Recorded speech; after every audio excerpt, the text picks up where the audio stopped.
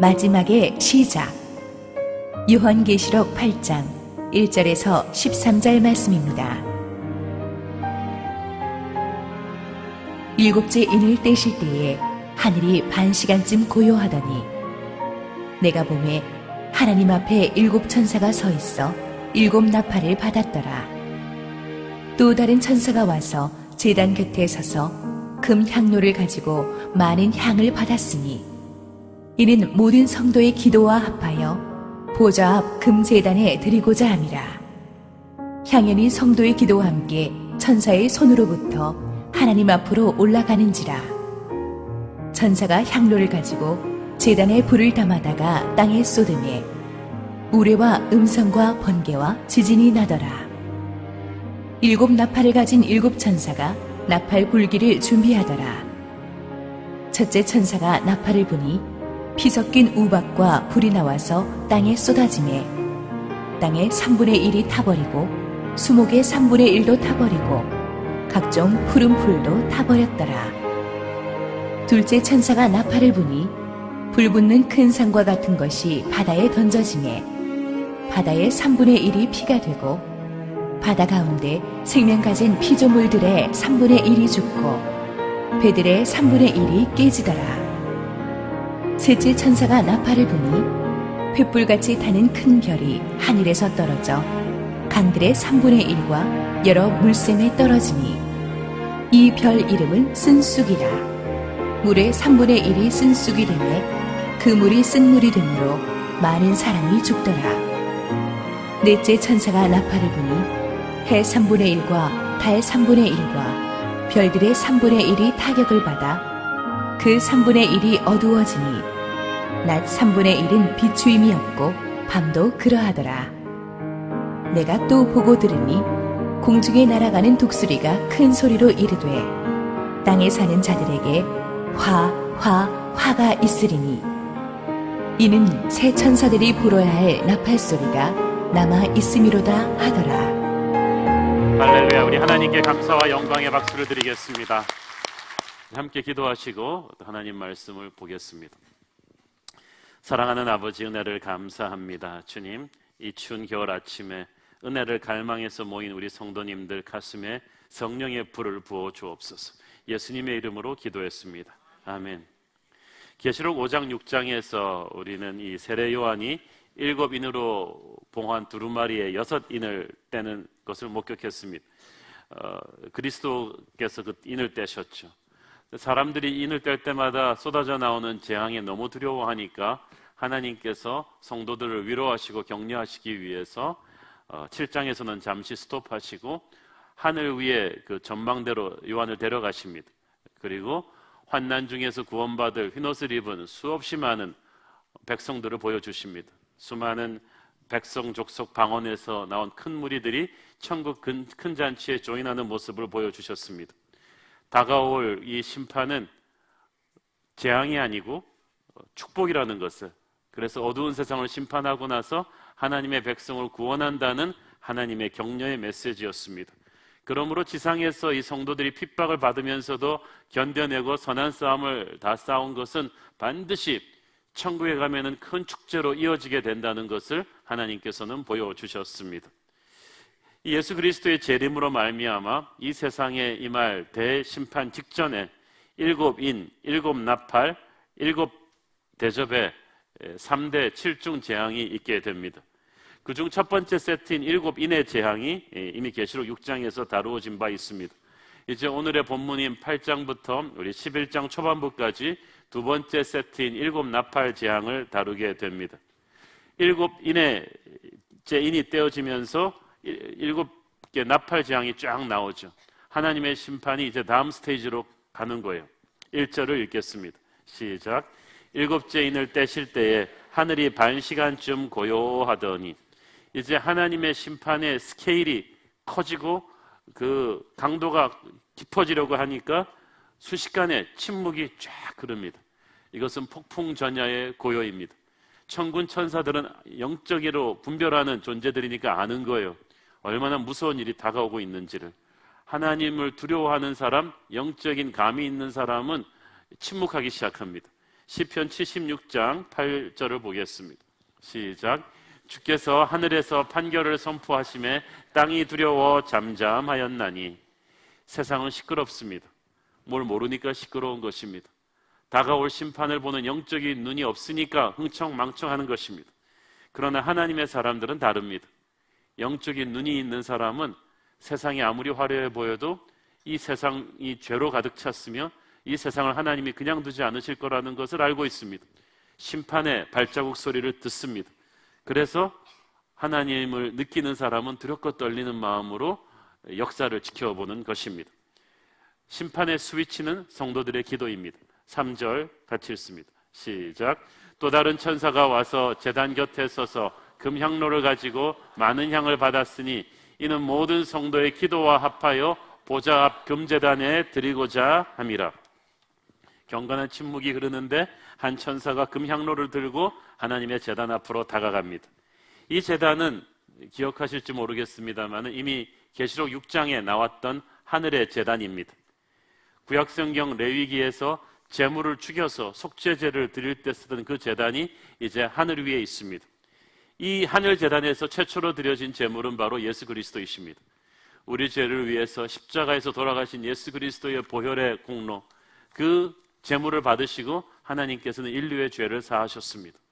그리고 그 예수 그리스도를 믿는 믿음 때문에 세상에서 핍박당하고 죽임당한 수많은 초대교회 성도들의 그 삶을, 그 죽음을, 그 희생을 하나님께서 제물로 받으시고 이제 로마 제국을 구원하고자 하십니다. 그 제단이에요. 근데 이 천사가 금향류를 갖고 있었는데 이 금향류가 구약성경 레위기에서 예배 때 향을 피울 때 쓰던 것입니다. 거기에 많은 향을 담고 있었다고 했는데 이 향은 성도들의 기도를 상징합니다. 향이 많았다고 하는 것으로 봐서 수많은 성도들의 기도를 하나님께서 하나도 흘리지 않으시고 갖고 계셨다는 거예요. 예수님께서는 항상 기도하고 낙심치 말라고 하셨습니다. 왜냐하면 우리의 기도가 하늘의 제단에 쌓이기 때문입니다. 그리고 우리의 기도에는 역사를 바꾸는 능력이 있습니다. 기도는 하늘의 보좌와 지상의 역사를 연결하는 브릿지와도 같습니다. 그러므로 당장 기도하고 나서 눈에 보이는 어떤 가시적인 결과가 나타나지 않는다고 해서 낙심하면 안 됩니다. 기도는 보이지 않는 세계에서 움직이기 때문입니다. 특별히 여기서 드려지는 기도는 계시록 6장 10절에서 이 땅에서 복음으로 인해서 환난당한 성도들의 애절한 부르짖음의 기도입니다. 계시록 6장 10절 시작. 큰 소리로 불러 이르되 거룩하고 참되신 대주제여 땅에 거하는 자들을 심판하여 우리 피를 갚아주지 아니하시기를 어느 때까지 하시려 하나이까 하니. 이 핍박당하는 성도들의 기도의 울부짖는 핵심은 그거예요. 주님께서는 악한 자들을 심판하고 하나님의 백성이 가득 찬 새하늘과 새 땅을 만드시려는 목적이 있으시다는 걸 압니다. 그런데 아직까지 악한 자들이 득세하는 이 죄 많은 세상의 역사가 끊이지를 않고 있습니다. 우리는 예수님 때문에 핍박받고 감옥에 갇히고 온갖 불이익을 다 당하면서도 믿음의 선한 싸움을 다 싸웠는데 주님의 심판이 하루속히 이 세상에 임해야 우리가 이 보상을 받고 새하늘과 새 땅을 누릴 텐데 언제까지 이 세상을 가만 놔두시겠습니까? 라는 기도였어요. 이 모든 기도들을 하나님이 기억하고 계셨다가 응답하시는 것입니다. 4절 읽겠습니다. 시작. 향연이 성도의 기도와 함께 천사의 손으로부터 하나님 앞으로 올라가는지라. 드디어 핍박을 견뎌낸 성도들의 기도가 하늘로 올라가기 시작합니다. 7인을 뗄 때는 기도가 드려지는 것으로 끝났어요. 그 기도를 하나님이 받으셨는지 안 받으셨는지에 대한 언급이 없는데 7 나팔이 불려지기 전에는 갑자기 천사들이 나타나서 성도들의 기도를 금향로에 담습니다. 금으로 된 향로에 담았다는 것은 기도가 그만큼 하나님 보시기에 귀하다는 것입니다. 여러분의 기도가 하나님께 그만큼 귀합니다. 그래서 하늘로 올라갑니다. 향연이 되어서. 구약에서 제사를 드릴 때 하나님께서 그 제사를 받으셨는지 안 받으셨는지는 2가지로 판단합니다. 그 제물이 완전히 불에 임해서 타버렸는가? 타다가 중간에서 꺼지면은 완전히 안 받으신 거죠. 그리고 연기가 똑바로 올라가는가? 연기가 똑바로 올라가지 않고 중간에서 흩어지면 뭔가 잘못된 것입니다. 그런데 본문에 보니까 불이 완전히 임해서 제물이 완전히 탔고 연기가 거침없이 똑바로 올라갔어요. 그것은 하나님께서 이 성도들의 기도를 기쁘게 받으셨다는 뜻입니다. 5절 읽습니다. 시작. 천사가 향로를 가지고 제단에 불을 담아다가 땅에 쏟음에 우레와 음성과 번개와 지진이 나더라. 자, 천사가 기도를 가지고 쫙 올라갔고 그 기도가 잘 올라갔는데 그 기도의 대접을 땅에다가 쏟아 부었다. 이 말은 무슨 말입니까? 그리고 7 나팔의 재앙이 시작되었다. 그것은 땅에 쏟아 부었다는 건 하나님의 기도 응답이 내려왔다는 거예요. 성도들에 대한 기도 응답이 바로 7 재앙입니다. 이게 하나님의 응답이에요. 계시록을 가만히 들여다보면은 이 세상에 임하고 있는 심판과 재앙을 우리가 두려워할 필요가 없는 것이, 그것이 우리의 기도에 대한 하나님의 응답이에요. 악하고 방자한 하나님을 버린 죄인들의 형통에 부르짖는, 그것을 규탄하는 하나님의 백성들의 기도에 대한 응답으로 하나님이 죄악된 세상을 심판하시는 것입니다. 그러므로 재앙과 심판은 교회를 위한 것입니다. 죄로 물든 이 세상은 결국 우리의 기도 때문에 무너지게 될 것입니다. 참, 이 말씀을 보면은 성도들의 기도가 얼마나 파워풀한 것인가를 알 수가 있죠. 이 땅에서 아무것도 아닌 것 같은데 하늘에서는 역사하는 힘이 얼마나 큰지 몰라요. 야고보서 말씀대로 의인의 기도는 역사하는 힘이 많으니라. 이 땅에서 일어나는 이 엄청난 모든 사건들이 하늘 보좌에서 하나님의 결정으로 이루어진다는 사실을 믿으십니까? 그리고 그 결정에 엄청난 영향을 끼치는 것이 바로 우리의 기도라는 것을 믿으십니까? 성도들의 기도야말로 아버지의 마음을 움직이는 가장 강력한 도구가 됩니다. 하나님께서는 홀로 세상을 심판하시고 역사를 끌고 가실 수도 있지만 황송하게도 우리의 기도를 통해서 움직이십니다. 우리의 기도를 통해서 세상을 향하신 하나님의 계획을 펼쳐가십니다. 이 사실을 인지한다면 우리가 날마다 기도하려고 엎드릴 때 감히 졸 수 있겠습니까? 기도하다가 그냥 중간에 일어나 갈 수 있겠습니까? 내 기도가 역사를 바꾸는데 자세가 달라져야 합니다. 여기서 우리는 주님께서 약속하신 대로 우리가 주님과 함께 왕노릇할 것이라는 것, 우리가 땅에서 매면 하늘에서도 매이고 땅에서 풀면 하늘에서도 풀리리라는 이 모든 말씀이 사실이라는 것을 확인할 수가 있습니다. 그러므로 우리는 세상의 자질구레한 문제와 고민들에 너무 위축될 필요가 없습니다. 하나님의 권세에 참여해서 기도로 세상을 심판하는 자들답게 우리는 거룩한 당당함으로 세상을 살아야 할 줄로 믿습니다. 특별히 이 교회 공동체가 함께 기도하는 것이 얼마나 중요한지 모릅니다. 이 3절에 보니까 모든 성도의 기도가 합하여라는 말을 주목하십시오. 오늘 우리가 부른 찬양처럼 우리 함께 기도해, 저는 그 찬양 지은 분이 100% 여기서 계시록에서 영감받았다고 생각해요. 우리가 주 앞에 나와서 함께 기도할 때 하늘 문이 열리고 은혜의 빗줄기가 임하는 거예요. 고난이 올 때 특별히 마지막 날을 사는 교회 공동체는 함께 기도해야 돼요. 교회는 처음부터 기도함으로써 성령의 불이 임해서 탄생한 것입니다. 기도하면 성령의 불이 임하고 성령의 불이 임하면 역사가 일어납니다. 여러분이 기도하고 있는 한 성령의 역사는 계속될 것입니다. 기도를 중단하면 성령의 역사는 끝날 것입니다. 간절하고 파워풀한 기도가 없이는, 공동체적인 기도가 없이는 우리는 결코 이 고난의 시대를, 마지막 시대를 승리할 수가 없습니다. 하나님께서는 이런 교회적인 기도에 대한 특별한 응답을 약속하셨습니다. 마태복음 18장 19절 20절 시작. 진실로 다시 너에게 이르노니 너희 중에 2 사람이 땅에서 합심하여 무엇이든지 구하면 하늘에 계신 내 아버지께서 그들을 위하여 이루게 하시리라. 2-3 사람이 내 이름으로 모인 곳에는 나도 그들 중에 있느니라. 여러분, 하늘 문을 여는 기도를 하고 싶으세요? 딱 2명만 모으세요. 부부만 딱 모으면 돼요. 아이 있는 분은 2-3 사람까지 완벽한 세트로. 하늘 문이 열려요, 진짜로. 합심해서 기도하면. 이걸 웃지 말고 믿으시길 바랍니다. 저는 우리 새로운 교회 모든 순들이 기도의 동지들이 되기를 바랍니다. 모든 사역팀들이 기도하는 불같은 네트워크를 형성하기를 바랍니다. 저는 우리 교회 목회자들이, 장로님들이 틈만 나면 손잡고 기도하는 것을 보고 싶습니다. 그럴 때 우리는 엄청난 일을 이루어내는 거예요. 5장 마지막 부분에 보면은 우레와 음성과 번개와 지진이 났다고 했습니다. 이 넷 중에 하나만 들어도요, 엄청난 사운드인데 이 네 개가 한꺼번에 폭발하는 거예요. 다가올 엄청난 대재앙을 알리는 시그널입니다. 천사들은 2절을 보니까 나팔을 들고 있었다고 했죠. 이 7 나팔은요, 보통 우리가 밴드가 들고 있는 색소폰 같은 나팔이 아닙니다. 이 나팔은 전쟁을 알리거나 군대가 행진할 때 전쟁을 알리거나 국가의 큰 행사를 공포할 때 쓰는 그런 선포의 나팔인 거예요. 자기들이 이 세상의 주인인 줄 알고 흥청망청 아무 생각 없이 살고 있는 세상 사람들에게 하나님의 웨이크업 콜이 나가는 거죠. 정신을 차려라! 너희들이 듣도 보도 못하던 엄청난 재앙의 시대가 시작될 것이다. 이 나팔을 하나님께서 준비하십니다.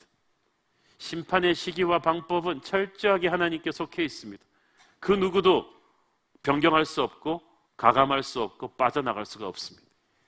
우리는 그 심판날을 대비하는 종말론적인 경건의 삶을 살아야 한다는 거예요.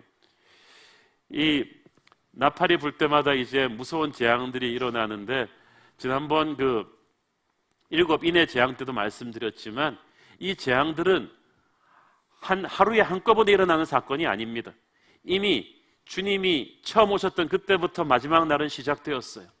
십자가에 오셨던 그때부터 시작된 마지막 날이 지금까지도 계속되고 있는데, 최후 심판 날이 오기 전에 하나님께서 이 많은 재앙들을 계속해서 더 강하게, 더 자주 일어나게 하심으로써 우리에게 최후 심판에 대한 경고를 주시는 거예요. 그래서 지금 이 7 인과 이 7 나팔의 재앙들은 이미 많이 시작되었습니다. 이미 시작되었는데 우리가 하나님의 재앙인 줄 느끼지 못하고 있던 것들을 오늘 다시 설명을 해드리겠습니다. 첫 번째 나팔이 붑니다. 7절 읽겠습니다. 시작. 첫째 천사가 나팔을 부니 피 섞인 우박과 불이 나와서 땅에 쏟아지매 땅의 3분의 1이 타버리고 수중목의 3분의 1도 타버리고 각종 푸른 풀도 타버렸더라. 여기서 이 우박과 불은 출애굽할 때 모세를 통해서 하나님께서 애굽에 내렸던 재앙과 비슷한 것인데 더 세요. 왜냐하면 우박에 피가 섞였어요. 그 말은 사람의 희생이 엄청날 거라는 뜻입니다. 이 피 섞인 우박과 불이 땅에 쏟아질 때 땅의 수목과 푸른 풀의 3분의 1을 다 태워버렸습니다. 이 재앙은 두 가지 의미가 있는데, 하나는 무서운 전쟁으로 인해서 타는 것입니다. 요한 때만 해도 기껏해야 불화살 뿐이었기 때문에 이 정도 규모의 하늘에서 불이 우박이 떨어지는 것 같은 것을 상상하지도 못했습니다만은, 이제 21세기를 사는 우리들은 핵폭탄과 같은 수많은 전쟁 무기들을 보았기 때문에 이것이 사실이라는 걸 알고 있습니다. 저는 히로시마에 있는 원폭 피해 기념관을 가본 적이 있습니다. 그 당시 증인들의 증언을 보면 정말 이 말씀 그대로예요. 하늘에서 불이 내리면서 땅의 공기를 다 흡수해버린 것, 땅과 수목이 그냥 다 타버렸어요. 유령의 말같이 타는 그런 무서운 전쟁의 재앙들이 이 땅을 파괴할 거라는 것입니다. 두 번째 의미는 환경 파괴일 것입니다. 이미 온난화 현상으로 인해서, 사막화 현상으로 인해서 땅의 수목과 이런 땅들이 파괴되는, 오존층이 파괴되는 무서운 파괴 현상이 지난 100년 동안에 일어났던 환경 파괴는 지난 수백만 년 동안에 일어난 지구의 환경 파괴보다 더 극심합니다. 앞으로 100년, 200년을 가면 우리는 환경 파괴가 어느 정도까지 갈지 모르겠습니다. 이것을 성경은 이미 예언하고 있습니다. 두 번째 나팔이 붑니다. 첫째 나팔의 타겟이 땅이었다면 둘째 나팔의 타겟은 바다입니다. 8절, 9절 읽습니다. 시작. 둘째 천사가 나팔을 부니 불붙는 큰 산과 같은 것이 바다에 던져지매 바다의 3분의 1이 피가 되고 바다 가운데 생명 가진 피조물들의 3분의 1이 죽고 배들의 3분의 1이 깨지더라. 이것도 역시 환경 파괴와 전쟁으로 인한 바다의 파괴입니다. 우리는 대형 유조선이 침몰할 때마다 얼마나 해양이 전체가 피해가 받는지를 우리는 최근에 여수의 유조선 사고로 봐서도 알 수가 있습니다. 또한 몇 년 전에 일본 열도를 강타했던 대지진으로 인해서 생긴 후쿠시마 원전 사고로 인해 흘러나온 방사능의 피해, 체르노빌 방사능 사건의 피해도 아직까지 우리가 추측할 수가 없는데, 그로 인해서 얼마나 많은 바닷물과 대기와 이 생명체가 오염이 되었는지를 우리는 잘 모릅니다. 바닷속의 생명과 바다가 그렇게 끔찍하게 오염이 되는데 선박들의 3분의 1도 깨진다는 거예요. 배는 예나 지금이나 인류 문명과 문명을 연결시켜주는 필수적인 경제수단입니다. 수많은 사람들과 물건이 배로 왔다 갔다 합니다. 이 선박들이 환경오염으로 인해서 또 동시에 엄청난 대규모 해상전쟁으로 인해서 깨지고 무너진다는 것입니다. 1차 대전, 2차 대전, 걸프전쟁 등을 통해서 수많은 군함과 또 상선들이 파괴되는 일들을 우리는 목격했습니다. 이렇게 될 때 오는 대경제공황과 사람들의 기반이 흔들리는 그런 재난의 시대를 우리는 더욱 극심하게 경험하게 될 것입니다. 세 번째 나팔 재앙이 옵니다. 10절, 11절 읽습니다. 시작. 셋째 천사가 나팔을 부니 횃불같이 타는 큰 별이 하늘에서 떨어져 강들의 3분의 1과 여러 물샘에 떨어지니 이 별 이름은 쓴 쑥이라. 물의 3분의 1이 쓴 쑥이 되매 그 물이 쓴물이 되므로 많은 사람이 죽더라. 보세요. 첫 번째 재앙의 타겟이 땅인데 두 번째 재앙의 타겟은 바다, 세 번째 재앙의 타겟은 물입니다. 여러분, 우리 몸의 70~80%가 물인 거 아시죠? 그래서 인간은 물 없이 살 수가 없습니다. 인류의 모든 위대한 문명들은 물을 끼고 탄생했습니다. 나일강이라든가 티그리스강, 양자강, 이것을 끼고 문명의 이름이 붙었습니다. 세계적인 대도시들은 다 강을 끼고 있습니다.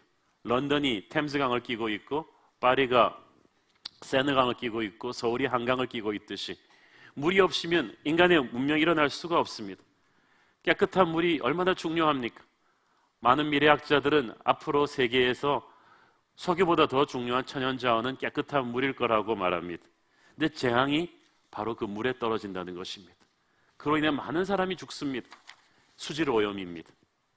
정말 40년 전만 해도 우리가 생수병을 들고 다니리라고 누가 상상이나 했습니까? 그때는 약수터에서, 시냇가에서 강물 그냥 떠마셔도 문제가 없었는데 요즘 그러면 큰일 납니다. 우리가 생각할 수가 없는 신종 바이러스들이 계속해서 강한 백신이 만들어질 때마다 그 백신을 이겨내는 바이러스들이 돌아다니는 것입니다. 전 세계적으로 수질 오염이 그만큼 심각해졌습니다. 그런데 이 수질 오염의 원인이 인간의 영적인 타락이라는 거예요. 쓴 쑥이라는 별이 떨어졌다고 했죠. 구약 성경에서 쓴 쑥을 말할 때는요, 우상 숭배로 인해 사람들이 겪는 고통을 말할 때 쓴 쑥이라는 표현을 씁니다. 마지막 시대의 영적인 타락으로 인해서 하나님의 재앙이 이 물에 떨어진다는 거예요. 네 번째 나팔 재앙을 보겠습니다. 12절 읽습니다. 시작. 넷째 천사가 나팔을 부니 3분의 1과 달 3분의 1과 별들의 3분의 1이 타격을 받아 그 3분의 1이 어두워지니 낮 3분의 1은 비추임이 없고 밤도 그러하더라. 천체 타격이 온다는 거예요. 대격변이 일어납니다. 그래서 캄캄해집니다. 어느 정도 상황이 돼야 캄캄해지나 화산만 폭발해도요, 빛이 안 보입니다. 핵이 폭발하면 빛이 안 보입니다. 지금 조금만 상상해도 가능한 일들이 벌어집니다. 이미 물과 식량이 끊겨서 절망과 자포자기에 있는 사람들에게 이 해와 달과 별까지 캄캄해지게 되면은 거의 폭동이 일어날 것입니다. 어떤 구호단체의 원조로도 불가능할 거예요. 이 내나팔 재앙들이 굉장히 혹독하지만 이미 지구촌 곳곳에서 부분적으로 많이 일어난 재앙들입니다. 그것들이 마지막이 갈수록 그 빈도와 강도가 세워질 거라는 것입니다. 예수님께서는 이 마지막 시대에 대해서 경고하셨습니다. 마태복음 24장 21절 시작. 이는 그때 큰 환난이 있겠음이라. 창세로부터 지금까지 이런 환난이 없었고 후에도 없으리라. 우리가 영화에서만 나오는 상황이 아닙니다. 실제로 일어나는 재앙들이 온다는 거예요. 근데 여기서 중요한 것은 하나님의 이 심판이 3분의 1 이렇게 자꾸 언급된다는 거예요. 그 말은 이게 아직도 제한적인 심판이라는 뜻이죠. 3분의 2는 아직까지 무너뜨리지 않고 하나님이 놓아두셨다는 뜻입니다. 그것은 무슨 뜻입니까? 이 7 재앙이 세상에 대한 심판이 아니라 아직은 징계라는 겁니다. 심판은 끝나는 건데 징계는 기회를 주겠다는 거예요. 회개하라는 것입니다. 경고를 주는 것입니다. 참으로 놀랍지 않습니까? 이 무서운 재앙들이 임하고 있는데 그 재앙 가운데 하나님의 프로포즈가 섞여 있습니다. 하나님은 마지막 순간까지 악인들에게 회개하고 돌아올 기회를 이 세상에 남겨두고 계신 거예요. 에스겔서 18장 23절 시작. 주 여호와의 말씀이니라. 내가 어찌 악인이 죽는 것을 조금인들 기뻐하랴. 그가 돌이켜 그 길에서 떠나 사는 것을 어찌 기뻐하지 아니하겠느냐. 이게 하나님의 사랑입니다. 하나님은 하나님을 버리고 죽어 마땅한 악인들이 할지라도 이 재앙으로 죽어가는 걸 보면서 천국에서 쌤통이다 이러고 계시지 않다는 거예요. 내가 뭐라 그랬어 이렇게 하지 않으신다는 거예요.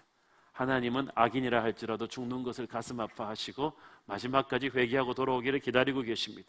그래서 전 세계가 아니라 3분의 1만 계속 고난을 받으면서 하나님이 수위 조절을 하시는 거예요.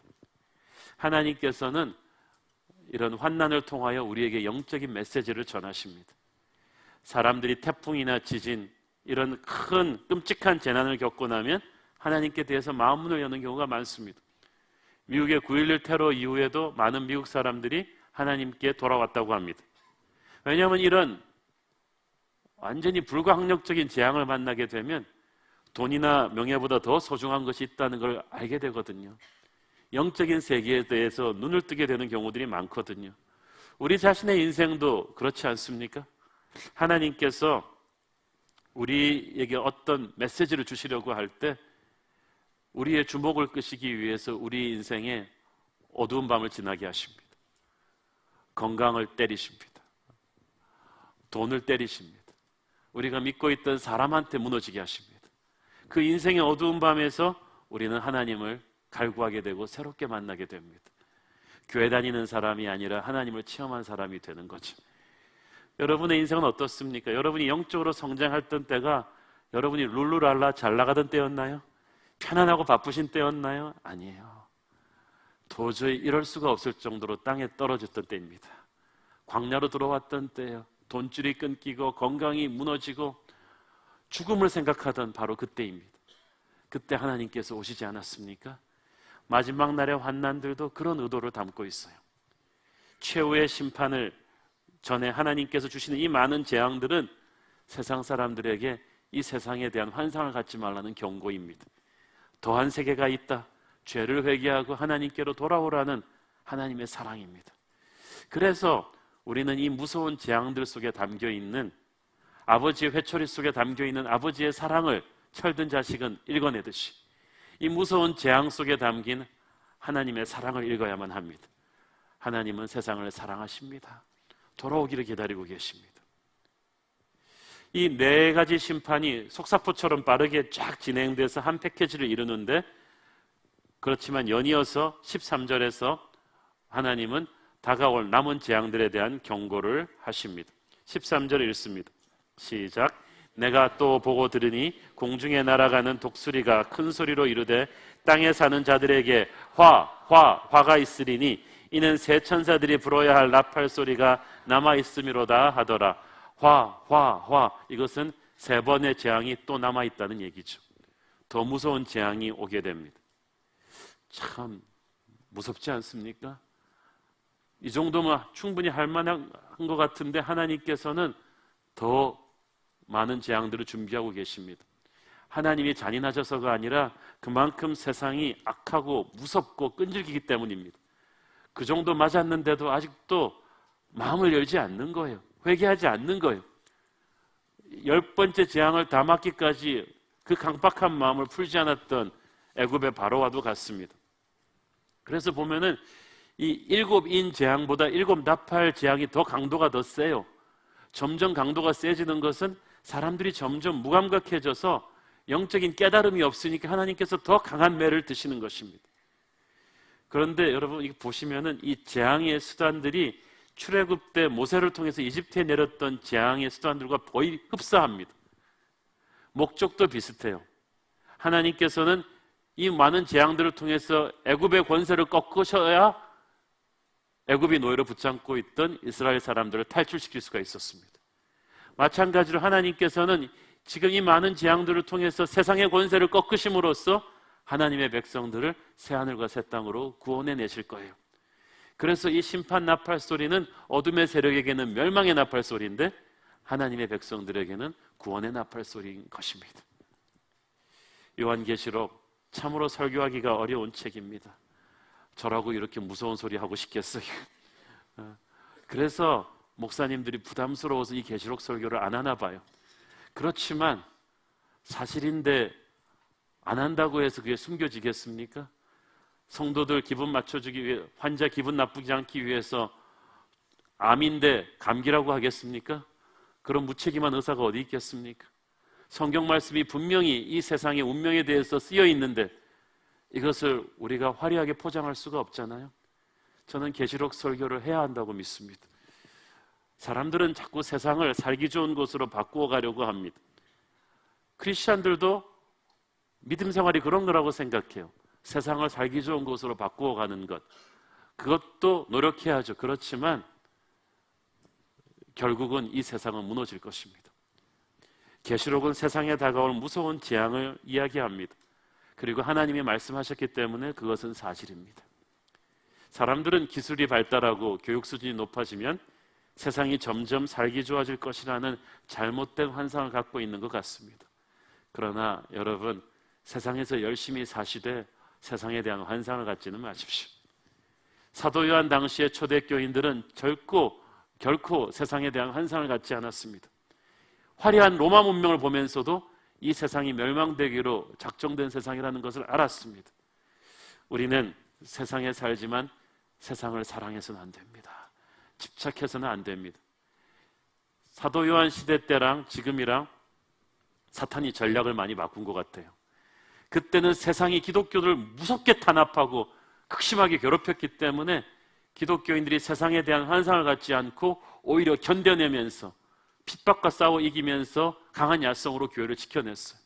그래서 사탄이 가만 보니까 이렇게 핍박하니까 기독교인들이 더 강하게 나오니까 전략을 바꿔서 요즘 한국 같은 나라, 미국 같은 나라에서는 세상을 아주 살만한 곳으로 만들어줬어요. 적당히 편하게 만들어줬어요. 그래서 예수를 믿어도 여기가 천국인지 저희가 천국인지 자꾸 헷갈리게 만들어놨어요. 그래서 지금 세상에서도 파라다이스라는 호텔 이름 많습니다. 여기가 천국이라는 거예요. 유토피아, 헤븐 이런 말을 굉장히 많이 씁니다. 여기가 천국이라는 거예요. 천국을 만들려고 합니다. 우리는 하늘에 속한 사람들입니다. 세상을 초월하면서 살아야 되는데 그러다 보니까 사탄에 미혹돼가지고 여기가 천국인가 싶습니다. 요즘 보면 그래서 크리스찬들이 세상을 너무 사랑하는 것 같습니다. 한국이 잘 살게 되었습니다. 세계 어디를 가도 서울이 살기 좋은 나라라는 걸 저는 느끼고 있습니다. 그래서 한국 교회에 위기가 왔습니다. 이 세상이 너무 매력적이 되어버린 거예요. 그러다 보니까 예수를 믿는 것도 요즘 한국 크리스찬들은 세상에서 성공하기 위한 수단으로 보는 것 같아요. 예수 믿고 아이를 명문대학에 보내고 예수 믿고 병 낫고 예수 믿고 돈 벌기 위한 수단으로 신앙을 그렇게 보십니까? 그게 안 될 때 여러분 시험 드시는 것입니까? 그것이 믿음이 아닙니다. 우리의 선한 싸움의 마지막 상급은 하늘나라 가봐야 아는 거예요. 우리 믿음에 대한 보상은 하늘나라 가봐야 아는 거예요. 우리의 믿음은 사람 중심이 아니라 하나님 중심이어야만 합니다. 우리의 시각은 세상 지향적인 것이 아니라 천국 지향적인 것이어야 합니다. 우리는 세상에 등 떠밀려 사는 사람이 아니고 세상의 눈치를 보면서 끌려다니고 환경에 눌리는 자가 아니라 세상을 다스리며 살아가는 자야 합니다. 우리는 하늘의 문을 여는 사람입니다. 세상을 이겨야 합니다. 세상에 주눅들지 말아야 합니다. 계시록은 그것을 가르쳐주고 있지 않습니까? 특별히 오늘 본문에서 우리는 우리 성도들의 기도가 얼마나 큰 것인가를 깨닫게 됩니다. 기도의 권세를 회복해야 합니다. 우리의 기도가 하늘 보좌 앞으로 그렇게 아름다운 향기가 돼서 올라간다면, 우리의 기도 응답으로 하나님이 역사를 바꾸신다면 우리는 왜 기도하지 않습니까? 그런데 우리는 얼마나 기도를 무시하고 사는지 몰라요. 기도를 무시한다는 것은 하나님을 무시하는 것입니다. 기도는 최후의 수단이 아니라 최초의 수단입니다. 여러 가지 방법 중에 하나가 아니라 유일한 방법이어야 합니다. 기도만으로 문제를 해결해 본 경험이 있으십니까? 그런 경험이 있어야 하늘의 사람이 되는 거야. 성령의 사람이 되는 거예요. 영적인 내공이 있는 사람이 되는 것이고 세상이 감당치 못할 사람이 되는 것입니다. 기도로 하늘문이 열리는 체험을 한 크리스천들은 비로소 영적인 권세를 회복한 교회가 됩니다. 오늘날 교회에 명패는 걸어놓고 영적인 권세를 회복하지 못한, 어둠의 권세가 덜덜 떨고 천군 천사가 감탄하는, 하늘의 능력을 다운로드하는 영적인 권세를 갖고 있지 못한 교회들이 얼마나 많습니까? 사랑하는 여러분, 기도해서 우리는 하늘문을 여는 하나님의 백성들이 되어야 할 것입니다. 그때 어둠의 세상이 건드리지 못합니다. 세상에 너무 침 흘리지 마십시오. 너무 무서워하지 마십시오. 세상이 우리를 무서워해야만 합니다. 우리의 기도가 세상의 운명을 결정하기 때문에 우리는 세상의 눈치를 볼 사람들이 아닙니다. 크고 작은 여러 가지 문제로 세상에서 위축되신 여러분, 요한계시록의 말씀을 붙잡고 강하고 담대한 하나님의 군대로 다시 서기를 축원합니다. 기도하겠습니다. 사랑하는 아버지, 은혜 감사합니다. 하늘문이 열리는 기도의 백성들이 되게 하여 주시고, 마지막 날을 정신 차리고 살게 하여 주시고, 세상을 담대하게 이기게 하옵소서. 예수님의 이름으로 기도했습니다. 아멘.